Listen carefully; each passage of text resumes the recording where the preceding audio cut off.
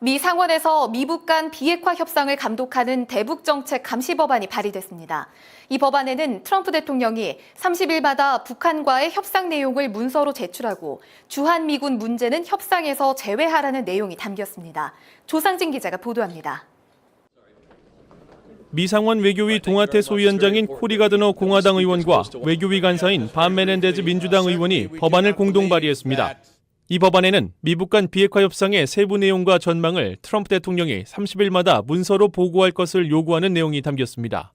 또 북한이 검증 가능한 비핵화 조치를 보일 때까지 대북 제재를 지속할 것과 주한미군 배치 문제를 북한과의 협상 대상에 올려서는 안 된다는 내용도 포함됐습니다. 메넨데스 의원은 성명을 통해 미국 행정부가 북한 비핵화 세부 계획이 빠진 막연한 공동성명에 서명했다고 비판했습니다. 따라서 의회 차원의 감독이 필요하다는 사실이 더욱 분명해졌다며 법안 발의 배경을 밝혔습니다. 가드너 의원은 최근 포럼 연설을 통해 미북 정상회담 결과에 대한 문제를 지적했습니다. North Korea still remains a nuclear threat to the United States and to our allies. Moreover, every time we have tried to negotiate in good faith with this regime, it led to a shakedown. 법안에는 또 향후 북한과의 합의는 모두 의회 비준을 받는 조약 형식이어야 한다는 점도 명시했습니다.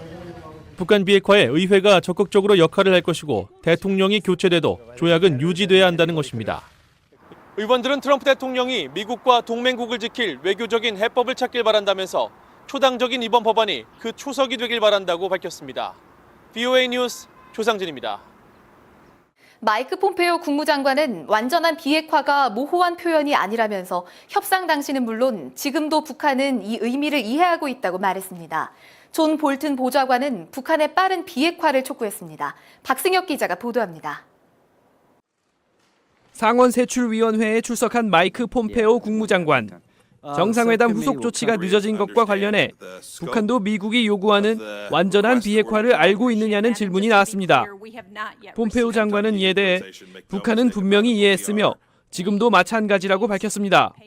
이번마저 대화가 실패한다면 평화적 해법은 무산된 게 아니냐는 질문에는 그렇다고 답했습니다. We've been pretty unambiguous in our conversations about what we mean when we say complete denuclearization. If diplomacy fails this time around, do you agree with me we're running out of peaceful options? Senator, I do. 북한의 핵 보유량 등에 대해서 전달받은 것이 있느냐는 질문에는 즉답을 피하면서 서면으로 답변하겠다고 밝혔습니다. 그러면서 지금도 북한과 수많은 실무급 대화가 이루어지고 있다고 말했습니다. 이런 가운데 러시아를 방문한 존 볼튼 백악관 국가안보 보좌관은 북한의 신속한 비핵화 조치를 다시 촉구했습니다. But I do expect that following on to the meeting in Singapore, that discussions with North Korea on the denuclearization of North Korea are going to proceed quickly. At least that's our hope and expectation. 볼튼 보좌관은 지난주에도 미국은 빨리 움직이고 싶다면서 북한도 진지하다면 빨리 움직여야 한다고 밝힌 바 있습니다. VOA 뉴스 박승혁입니다. 제임스 매티스 미 국방장관이 27일 중국을 방문해 시진핑 중국 국가주석과 웨이펑어 국방부장을 각각 만나 한반도 비핵화 문제 등을 논의했습니다. 매티스 장관은 시 주석을 만나 양국이 전략적 소통과 협력을 강화해 충돌과 대립을 피하길 원한다고 말했으며 미북 정상회담 결과인 북한 비핵화 이행과 관련해 중국의 적극적인 역할을 주문한 것으로 전해졌습니다. 일본 정부가 중국 국적으로 추정되는 선박이 공해상에서 북한 유조선에 환적을 했다며 관련 사진을 공개했습니다.